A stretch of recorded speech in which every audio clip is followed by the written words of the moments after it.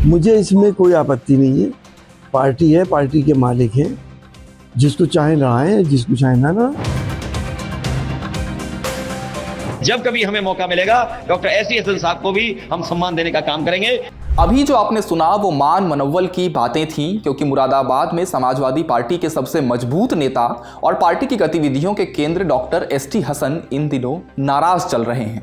Moradabad Lok Sabha seat से सांसद doctor Hasan और उनके समर्थक मायूस हैं, क्योंकि पार्टी ने उन्हें 2024 लोकसभा चुनाव के लिए टिकट नहीं दिया। मायूसी का रंग मुरादाबाद से करीब 30 किलोमीटर दूर रामपुर के तोपखाना रोड पर मौजूद सपा कार्यालय में भी है, जिसे अब प्रशासन ने सील कर दिया है। आखिर क्यों सपा का गढ़ कहे जाने वाले रामपुर और मुरादाबाद में सपा कार्यकर्ताओं का मनोबल टूटा हुआ है? पार्टी बीच चुनावी मझधार में अटक सी क्यों गई है? कभी जहां समर्थकों का हुजूम था, वहीं अब भीतर खाने घमासान क्यों मचा है? इंडिया टुडे मैगजीन से जुड़े हमारे साथी आशीष मिश्र की इस रिपोर्ट के जरिए इन्हीं सवालों के जवाब तलाशेंगे।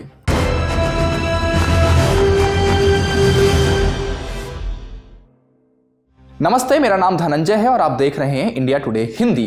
लोकसभा चुनाव 2024 में प्रत्याशी बदलने से सपा के भीतर मुरादाबाद और रामपुर में उठा पटक देखने को मिल रही है। मुरादाबाद से फिलहाल सपा के सांसद हैं एसटी हसन। सीट के समीकरणों को देखते हुए ये उम्मीद जताई जा रही थी कि हसन को ही इस बार भी पार्टी टिकट देगी, लेकिन सपा सुप्रीमो अखिलेश यादव ने उनका टिकट काट दिया और बिजनौर की पूर्व सपा विधायक रुचि वीरा को उम्मीदवार बना दिया। मुरादाबाद लोकसभा सीट पर जो विवाद चल रहा है उसकी पृष्ठभूमि में 22 मार्च की तारीख है, जब समाजवादी पार्टी के राष्ट्रीय अध्यक्ष अखिलेश यादव सीतापुर जेल में बंद आजम खान से मिलने जाते हैं। आजम खान उनसे कहते हैं कि आप ही रामपुर में लोकसभा का चुनाव लड़ जाइए, और जानकारी के मुताबिक उन्होंने मुरादाबाद की जो लोकसभा सीट है उससे अपने करीबी नेता रुचि वीरा को लड़ने के लिए, समाजवादी पार्टी से लड़ने के लिए अखिलेश यादव को कहा। इसकी वजह यह थी कि बीते 5 सालों में जो वहां के वर्तमान सांसद है एसटी हसन, वो उनके और आजम खान के बीच कहीं ना कहीं दूरियां आ गई थी। आजम खान कैंप के लोगों का कहना था कि आजम खान जब जेल में थे तो एसटी हसन कभी उनसे मिलने नहीं आए, और उनका कोई भी उन्होंने उस तरह से सहयोग नहीं किया जैसा कि आजम खान के लोगों ने 2019 के चुनाव में एसटी हसन ने किया था। टिकट काटे जाने से जाहिर तौर पर एसटी हसन और उनके समर्थकों में पार्टी के प्रति नाराजगी है, लेकिन हसन खुलेआम बागी होने के बजाय मुरादाबाद में चुनाव प्रचार नहीं करने की बात कहकर गुस्सा शांत किए हुए हैं। तो दूसरी ओर अखिलेश भी समय आने पर सम्मान देने की बात कहकर मान मनव्वल में लगे हैं। हसन साहब जो हम नहीं टिकट दे पाए उनको, हम तो चाहते थे कि बगल की लोकसभा में लड़ लें, लेकिन किसी कारण उन्होंने मना कर दिया, नहीं लड़े।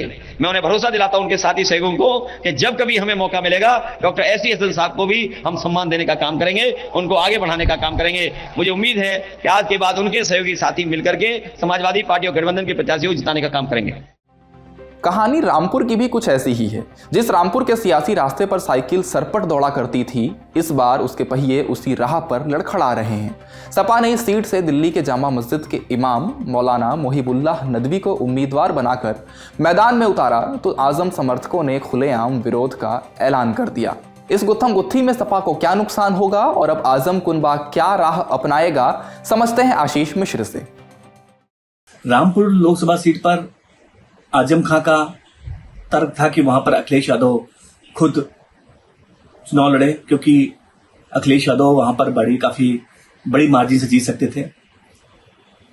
बाद में अखिलेश यादव के न लड़ने की सूरत में वहां पर तेज प्रताप सिंह तेजो का नाम आया कि जो अखिलेश यादव के भतीजे हैं कि वो रामपुर से समाजवादी पार्टी के लोकसभा उम्मीदवार होंगे।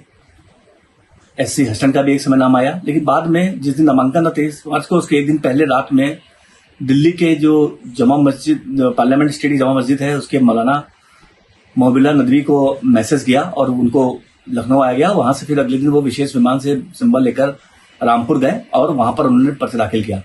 इस दौरान आजम खां के करीब आसिम रजा भी अपना नामांकन दर्ज कर चुके थे, लेकिन सिंबल ना होने के कारण उनका नामांकन निरस्त हो गया। इसके बाद से आजम खां के करीबी रामपुर में जो नेता हैं, जो उनकी टीम है, वो समाजवादी पार्टी के वहां पर विरोध में उतर आई है, खासकर जो वहां पे उम्मीदवार हैं मौलाना मोहिबुल्लाह नदवी के। मौलाना मोहबिल्ला नदवी जो है रामपुर में स्वाट टांडा के रहने वाले हैं, तुर्क बिरादरी से वास्ता रखते हैं और तुर्क जो मुस्लिम्स हैं और आजम खां के से जो जुड़े मुस्लिम्स हैं वो उनमें एक वहां विरोध का भी एक चलता आया है। अब वो लोग तुर्क मुसलमानों को नहीं पसंद करते हैं, तो इसलिए एक खाई ये तो है। दूसरा, आजम खां के किसी करीबी का टिकट न मिलने के कारण भी आजम खां के लोग उस चुनाव का बहिष्कार कर रहे हैं। रामपुर और मुरादाबाद की यह कहानी एक दूसरे से जुड़ी है, तो एक टाइमलाइन के जरिए समझते हैं कि आखिर आजम खान, एसटी हसन और अखिलेश यादव के बीच ये मनमुटाव कब और कैसे शुरू हुआ। तारीख 22 मार्च। अखिलेश यादव सीतापुर जेल में बंद आजम खान से मिलने पहुंचे। सूत्रों का दावा है कि आजम खान ने अखिलेश यादव को रामपुर से चुनाव लड़ने के लिए कहा। अखिलेश नहीं माने और अपने भतीजे तेज प्रताप यादव को यहां से उतारने का फैसला किया। तारीख 26 मार्च। आजम खान के करीबी असीम रजा ने प्रेस कॉन्फ्रेंस की। रामपुर से अखिलेश यादव के चुनाव नहीं लड़ने की स्थिति में दूसरे उम्मीदवार के बहिष्कार का ऐलान किया। आजम को मनाने के लिए अखिलेश ने उनके गुट की पूर्व विधायक रुचि वीरा को मुरादाबाद से नामांकन करने को कहा। साथ ही डॉक्टर एसटी हसन को रामपुर से पर्ची भरने का संदेश मिला। रुचि वीरा के नाम पर एसटी हसन के समर्थकों ने पार्टी का विरोध किया। तारीख 27 मार्च। एसटी हसन समर्थकों के हंगामे के बाद अखिलेश यादव ने एक्शन लिया। रामपुर से जामा मस्जिद के इमाम मौलाना मोहिबुल्लाह नदवी को मैदान में उतार दिया। मुरादाबाद मंडल में 6 लोकसभा सीटें पड़ती हैं। मुरादाबाद, संभल, रामपुर, अमरोहा, नगीना और बिजनौर। 2019 के लोकसभा चुनाव में सपा बसपा का गठबंधन था। इस गठबंधन ने सभी 6 सीटें जीत ली थीं। तब रामपुर से आजम खां को जीत मिली थी। हालांकि 2022 का यूपी विधानसभा चुनाव लड़ने के लिए उन्होंने ये सीट छोड़ दी, जिसके बाद उपचुनाव हुए। रामपुर लोकसभा उपचुनाव में बीजेपी के घनश्याम लोधी ने खान के करीबी असीम रजा को हरा दिया था। 2014 लोकसभा चुनाव की बात करें तो मंडल की इन 6 सीटों में से संभल और मुरादाबाद सीट पर बीजेपी की जीत हुई थी। इन सीटों पर सपा की जीत की वजह है मुस्लिम मतदाता। सभी 6 सीटों पर 30% से ज्यादा मुस्लिम वोटर्स हैं। 2024 लोकसभा चुनाव में सपा अपने ही समीकरणों के बीच फंसती नजर आ रही है। पार्टी के बड़े मुस्लिम नेता खफा हैं और दूसरी ओर मायावती की बहुजन समाज पार्टी ने रामपुर से जीशान खान तो मुरादाबाद से इरफान सैफी को टिकट देकर मुस्लिम वोटों के बंटवारे की राह खोल दी है। बीजेपी ने मुरादाबाद से 2014 के सांसद सर्वेश सिंह को और रामपुर से 2022 में हुए उपचुनाव में सांसद बने घनश्याम लोधी को टिकट दिया है। जाहिर है मुरादाबाद और रामपुर लोकसभा सीट पर सपा की अंदरूनी कलह और बसपा के मुस्लिम उम्मीदवारों ने चुनाव को त्रिकोणीय बना दिया है।